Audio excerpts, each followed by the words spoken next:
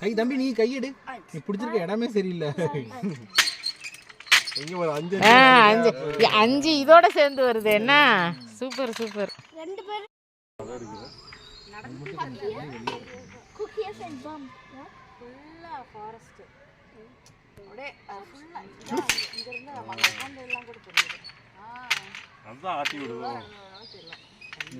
நீ போடுறா தம்பி, நீ போடு.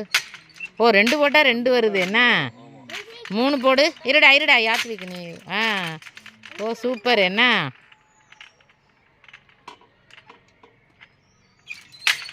பத்தியா கரெக்டாக அந்த சைடு 3 4 தள்ளுடா யாத்விக்கு.